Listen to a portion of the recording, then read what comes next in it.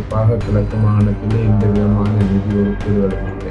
மட்டக்களப்பு மாவட்டத்திலே கடந்த காலங்களிலே ஒதுக்கப்பட்ட தொடர்ச்சியான சில அபிவிருத்தி திட்டங்களை விட குறிப்பிடப்படும் அளவிலே எந்த விதமான பாரிய நிதி திட்டங்களும் மேஜர் ப்ராஜெக்ட் என்ற அடிப்படையில் ஒதுக்கப்படவில்லை. விருந்துக்கும் விம் ஒரு கரண்டி போதும்.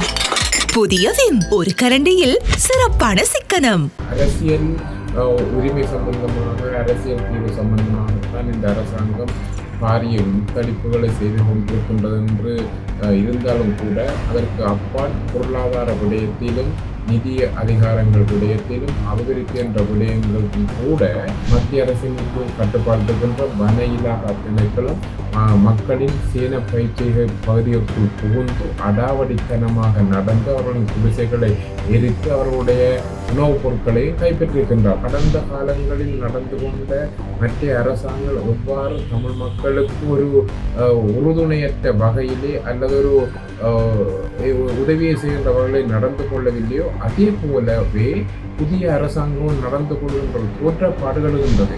வவுனியா நகரிலிருந்து 18 கிலோமீட்டர் தொலைவில் அமைந்திருக்கின்ற 5 ஏக்கர் 9 பரப்பு நிலப்பரப்பை கொண்ட இந்த மாபெரும் காணி விற்பனைக்குள்ளது. கடந்த பொதுத் தேர்தலிலும் தமிழ் மக்கள் பல விடயங்களிலே தேசிய மக்கள் சக்திக்கு ஆதரவுகளை கொடுத்திருந்த அதே வேளை மட்டக்களப்பு மாவட்டத்திலே தமிழ் மக்கள் தமிழரசு கட்சிக்கு மிகப்பெரிய ஆதரவினை வழங்கியிருந்தார்கள்.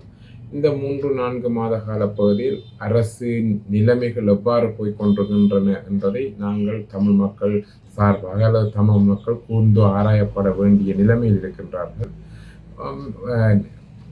திட்டத்திலே பாரிய அளவிலே குறிப்பாக கிழக்கு மாகாணத்திலே எந்த விதமான நிதி ஒதுக்கீடுகளும் இல்லை. மட்டக்களப்பு மாவட்டத்திலே கடந்த காலங்களிலே ஒதுக்கப்பட்ட தொடர்ச்சியான சில அபிவிருத்தி திட்டங்களை விட குறிப்பிடப்படும் அளவிலே எந்த விதமான பாரிய நிதி திட்டங்களும் மேஜர் ப்ராஜெக்ட் என்ற அடிப்படையில் ஒதுக்கப்படவில்லை. நாங்கள் பாராளுமன்றத்திலே இந்த அரசாங்கத்திலே நம்பிக்கை வைத்து பல கோரிக்கைகளை முன்வைத்திருந்தோம். மிக குறிப்பாக எங்களுடைய கித்துள் ரூகம் இணைப்பு முந்தனையாறு திட்டத்தினை மிக விரைவாக முன்னெடுப்பதற்காக இந்த வரவு செலவு திட்டத்திலே நிதி ஒதுக்கீடும்படி செய்து பல முறை கேட்டிருக்கின்றோம்.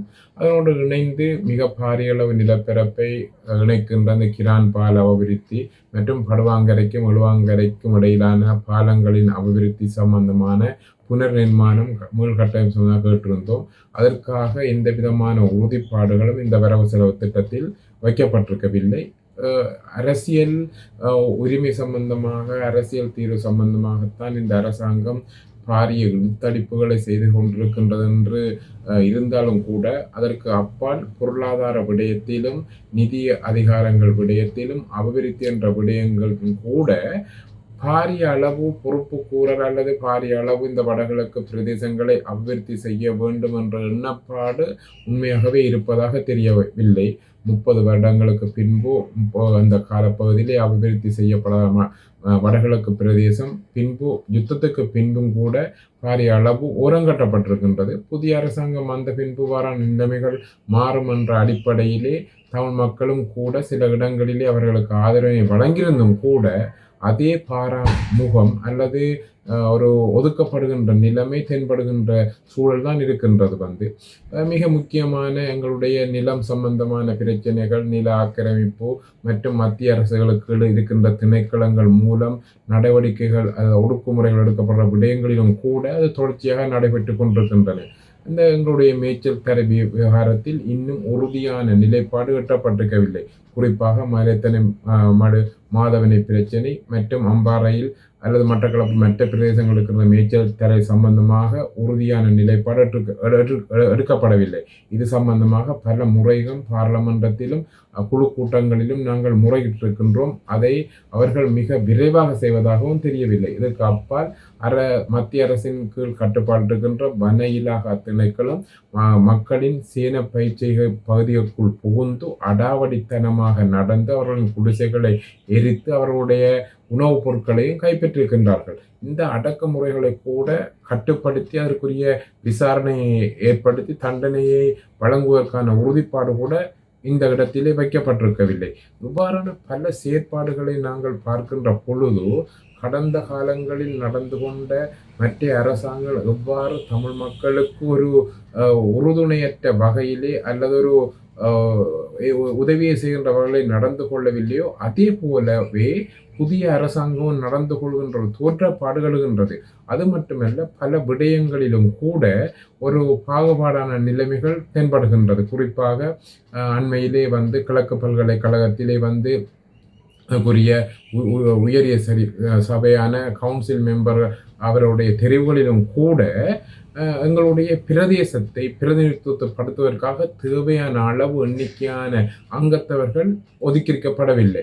இந்த விடயங்கள் சம்பந்தமாக நாங்கள் அந்த பல்கலைக்கழக மானிய ஆணைக்குழுவிடம் இது சம்பந்தமாக கதைத்த போது அதற்கு எங்களுக்கு உறுதியான அந்த விடைகள் கிடைத்திருக்கவில்லை. ஆகவே ஒவ்வொரு சந்தர்ப்பங்களிலும் இவ்வாறான எங்களுடைய ஓரங்கட்டப்படுகின்ற தமிழ் மக்கள் நிலைப்பாடுகள் தெளிவாக தென்படுகின்றது. ஆகவே அதனோடு இணைந்ததாக இந்த ஒரு பாதுகாப்பு சம்பந்தமான பிரச்சனைகளும் அடிக்கடி நாட்டிலும் நடந்து கொண்டிருக்கின்றது.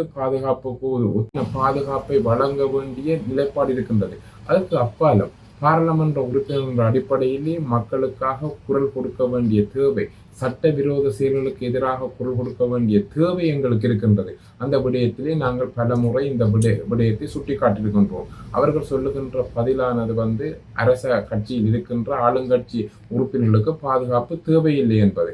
அது அவர்களுடைய தனிப்பட்ட விடயமாகத்தான் பார்க்க வேண்டும். இந்த விடயத்திலே அவர்களுக்கு கிடைக்காத விஷயங்கள் எதிர்கட்சியிலே இருக்கின்ற பாராளுமன்ற உறுப்பினர்கள் கிடைக்கக்கூடாது என்று நினைக்கின்ற மனநிலையானது மிக பாரதூரமானது, ஒருதலைப்பட்சமானது.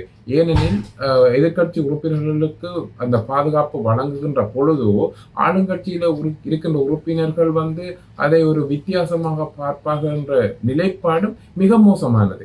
விரும்பியவர்கள் விண்ணப்பிக்கின்ற பொழுது கடந்த காலங்களிலே பாதுகாப்பு வழங்கப்பட்டது போன்று வழங்கப்பட வேண்டும். அதற்கு அப்பால் இப்போதும் கூட ஜனாதிபதி, பிரதமர், சில பாராளுமன்ற உறுப்பினர்களுக்கு பாதுகாப்பு வழங்கப்பட்டு கொண்டிருக்கின்றது.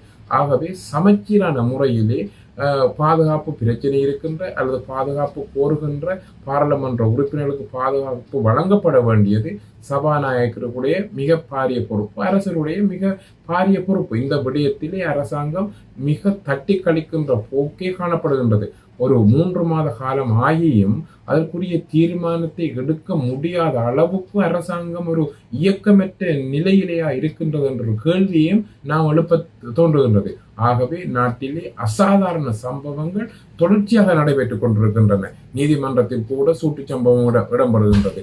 பல இடங்களிலே குடும்பங்கள்ல இருக்கின்ற குழந்தைகள் பாதாள கோஷ்டிகள் என்று சந்தேகிக்கப்பட்டாலும் கூட அங்கிருக்கின்ற குழந்தைகளுக்கு கூட பாதுகாப்பற்ற நிலைமைகள் இருக்கின்றது.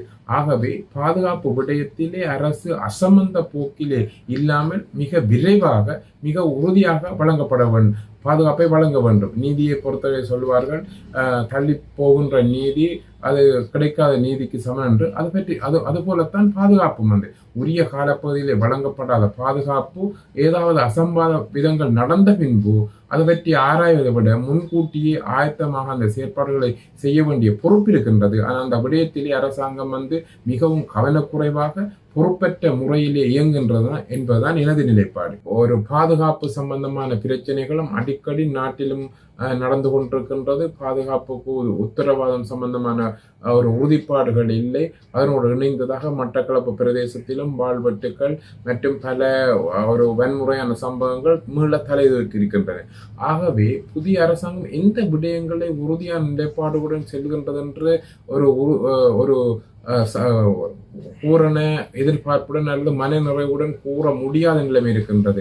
அரசியல் தீர்வு திட்டம் ஆரம்பிக்கப்படவில்லை, வரவு செலவு திட்டத்தில் போதிய அளவு நிதி ஒதுக்கீடு இல்லை, பாதுகாப்பு சம்பந்தமான பிரச்சனைகள் இருக்கின்றன, அரச திணைக்களங்களுக்கு தேர்வு செய்கின்ற விடயங்களிலே தமிழ் மக்கள் ஓரங்கப்படுகின்ற நிலை இருக்கின்றது. அப்ப இந்த விடயத்திலே தமிழ் மக்கள் மிக தெளிவான ஒரு விடயத்தை நீங்கள் புரிந்து கொள்ள வேண்டிய நிலையில் இருக்கின்றீர்கள்.